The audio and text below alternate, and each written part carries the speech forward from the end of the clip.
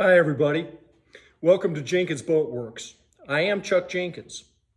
In this video, it is our second part of fiberglassing our San Marcos stand-up paddleboard. We've been working hard on this for most of the winter and we're getting really close to being done. So if you're new to the channel, there's a whole series about this particular build as well as other things, our canoes and kayaks and our 5-year project on a Haven 12.5 sailboat. So get in and dig around in the channel and see if there's anything else that you like. And if you do like, give us a thumbs up. Consider subscribing to the channel. And when you subscribe, if you click the little bell, you'll get updates on future videos. All right, let's jump in and get some more work done.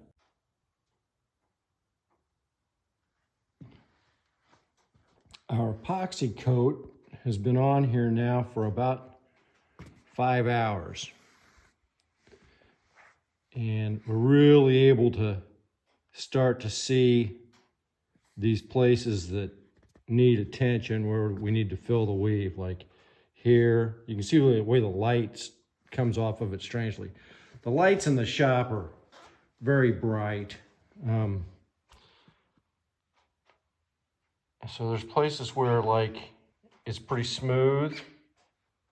You see how the light changes on it? Where it's reflecting bad is places where the weave of the cloth is exposed. So we clearly have quite a few places that we need to get another coat on. Now this is still just tacky a little bit. I'm going to try to roll this next coat. So we're going to mix up our epoxy just like we did before. And I've got a special foam roller that is solvent resistant and should not disintegrate. And we're just going to try to roll it on there. Hopefully we can get this evened out. Done it before, it's not too hard, and it should go pretty quick. We don't have to have the same kind of amount going on that we did on the first coat because we've already saturated the wood. All we're doing now is going over the top of the cloth.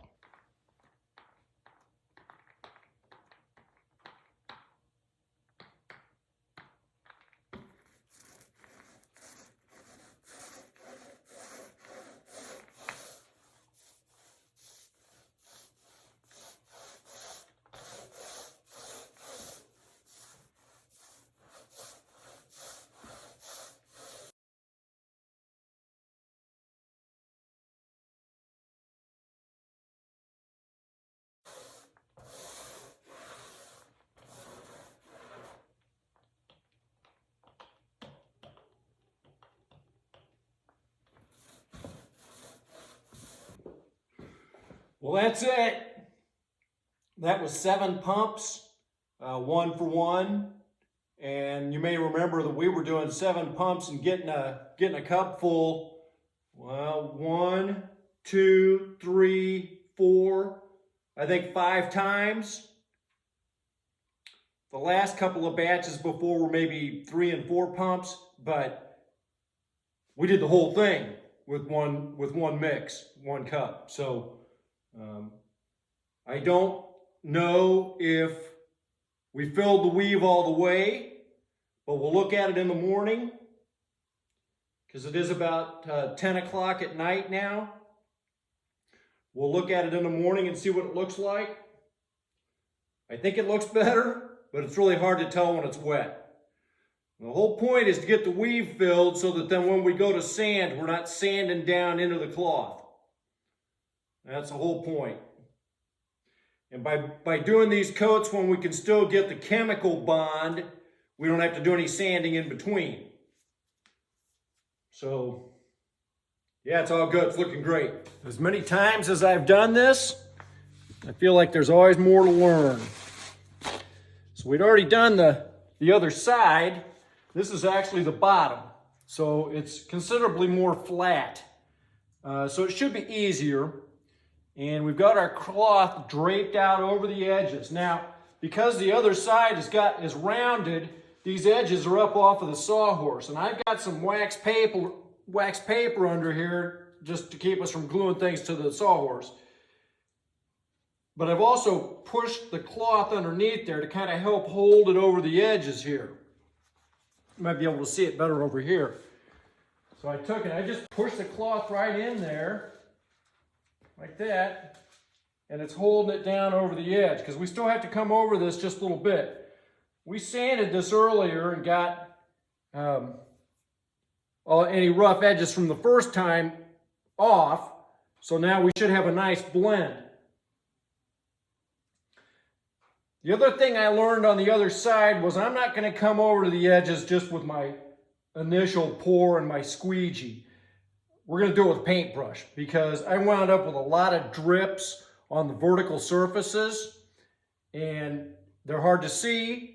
And if I'm just pushing or pulling epoxy over and trying to wrap it over the edges, that causes that. Now I've got a fair amount of cloth hanging off at the bottom on the edge here, which should catch any drips. But if we have drips, then it just makes for that much more sanding. So we're going to go ahead and get started in the middle and work out. I had taken a dry paintbrush and got all the wrinkles out of here. You kind of want to keep from using your bare hand on it, because you have oil in your hand and that does not mix well with epoxy. So just little tips and tricks. I was watching Nick Shada with Guillemot Kayaks, and if you haven't ever seen him, I highly recommend his YouTube channel. He actually has made some of the designs for Chesapeake Lightcraft for their kayaks. So anyway, he was doing some fiberglassing here recently, and he was using a roller for the initial wet out. I used a roller for my fill coat. So there's any number of ways you can do this, but I'm just going to go ahead and pour this in the middle and then squeegee it and just bring it off to the edges.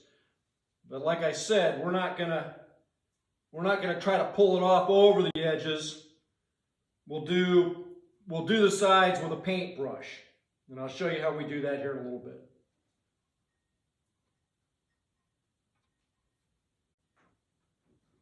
Man, this side's going to be beautiful.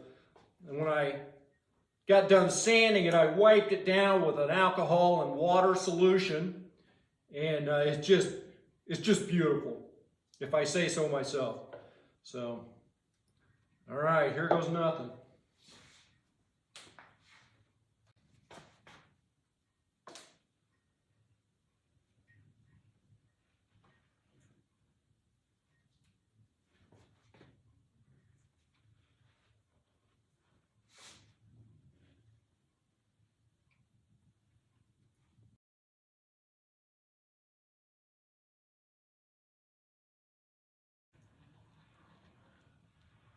Seems like we've got quite a few little bubbles in here. And so I'm just kind of pressing down with the squeegee and going over, and we'll make sure that we get epoxy in there.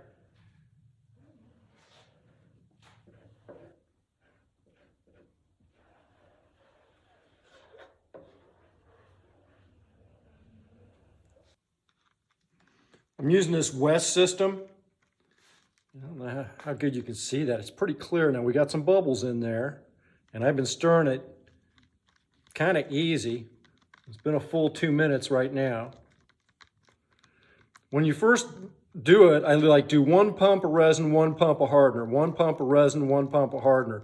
And this, I believe, was 7 pumps of each. And it's kind of cloudy. And the more you do it, it gets really clear. So we're almost 2.5 minutes, which should be enough. And I can kind of tell that it's mixed, because when it does get clear, the cloudiness goes away. Now, the other thing I'm going to do is I'm just going to let this sit for about a minute. I'm using the 206 slow hardener, so I don't have any danger of this going off. It takes a little bit before it starts heating up. You can feel it in the cup. If it starts getting warm, you know it's getting ready to go off.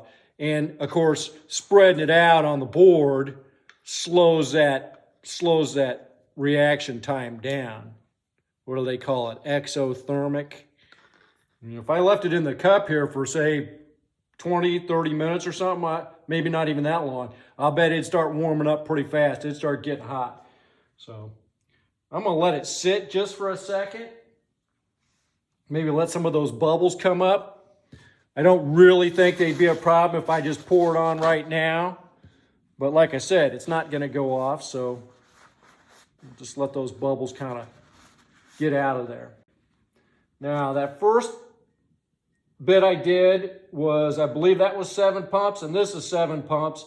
I would say we got close to a third of the top done just with that first batch.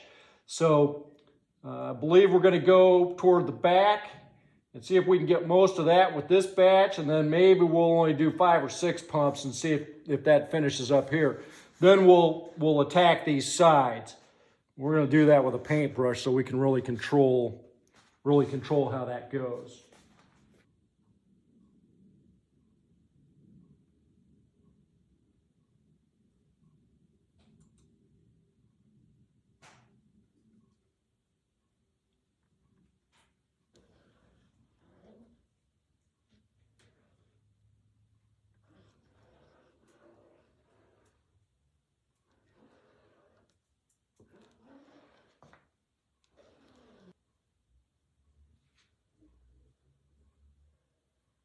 And we have a lot right there. Wow.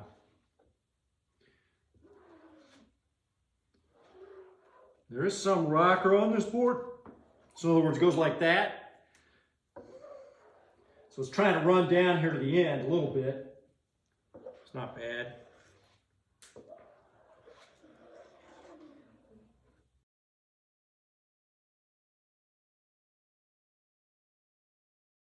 Okay, so how many pumps of epoxy? I'm using the West system, and I believe we did 7 and 7 resin, 7 hardener the first batch, and I think I had 7 or either 8 pumps the second batch.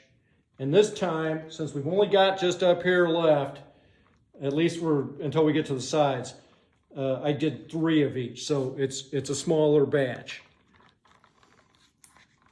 You want to make sure you're coming around the edges and just make sure you're mixing it all up. That's almost 2.5 minutes right there. So we're pretty much ready. So we should be able to get just the flat surface done, and then we're gonna go after the edges here. So we're gonna do that with a paintbrush so that we can really control it, because I don't want a bunch of drips on there. This may not be enough.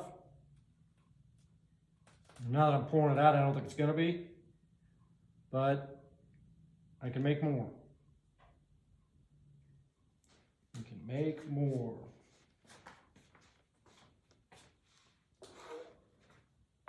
Got some flies flying around here. They need to not land in this. Kind of getting these little like bubble areas. It's happened the whole time I've been doing this. I'm not quite sure why, but if I kind of push with the squeegee, just kind of push them out of there, they saturate. Now see here, we just haven't got any on at all, but then see here, it's not saturated.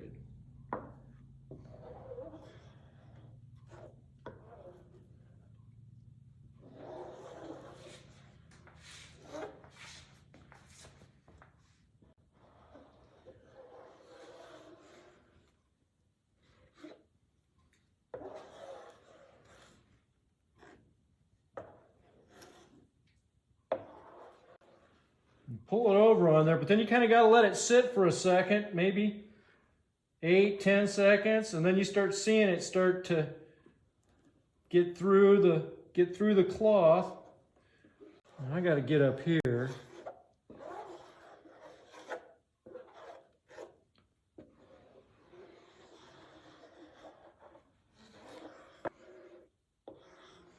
part of what you hear is you can see that cloth, you can see the weave in there, and I can feel it as I'm coming over it with the squeegee. We want the cloth saturated, we want the wood saturated, but we come back later and do our weave fill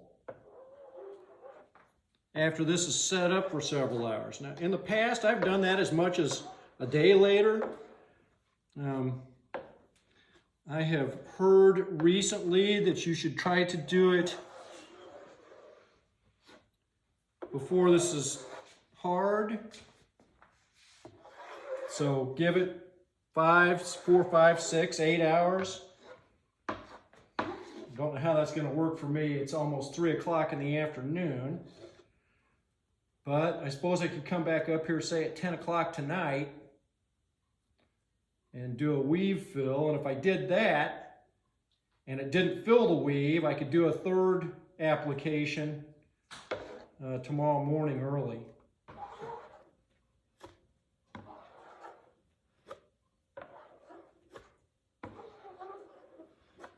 And when you see me pulling it on over the edge like that, it's because there is still some here, but I haven't got hardly enough in this squeegee to run any risk of that running over the edge. And we're getting ready to come in with the paintbrush and do these sides. I am going to start in the middle and work out. One of the problems you have with these edges is you have to come down. And you can't do a whole lot of side to side, and you're certainly not coming up.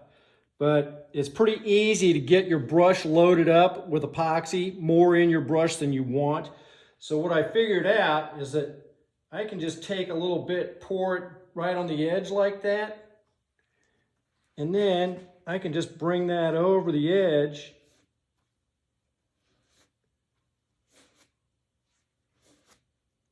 just like that.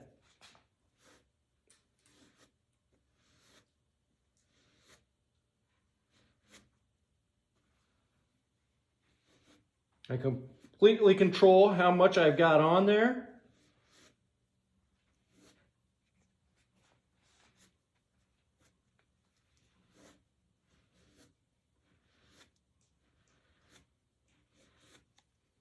And again, we're going to work from the middle toward each end. And the reason is because it will allow it to push any wrinkles out going toward either end. That way we don't wind up with a bunch bunched up here in the middle.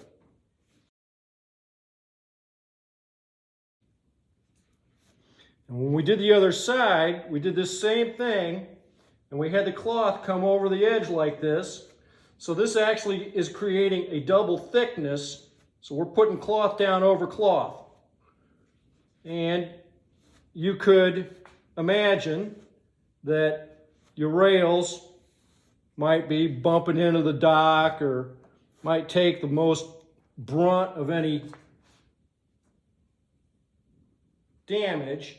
So it's a good idea. You have extra thickness on there, it makes it that much stronger.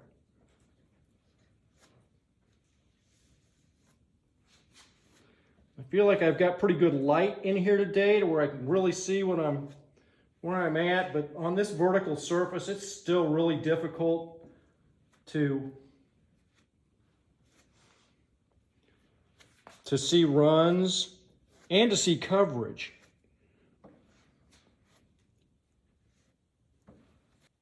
In this particular case, and on this particular project, this is what works.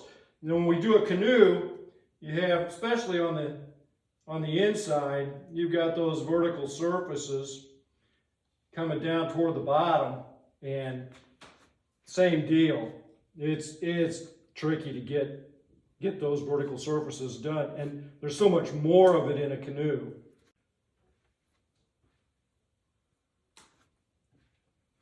I would say that although this project has its challenges,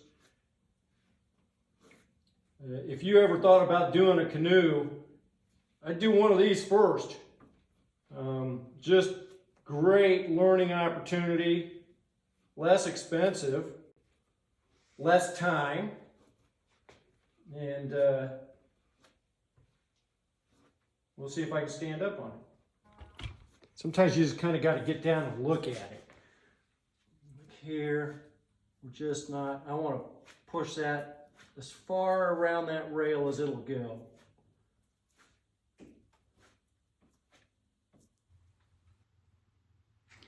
That went on beautifully.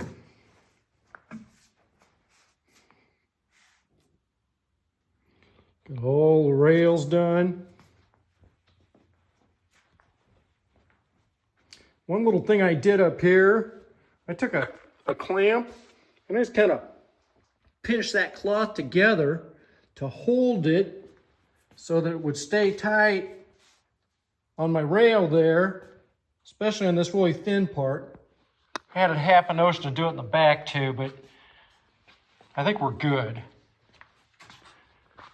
It's just not such a sharp point back here.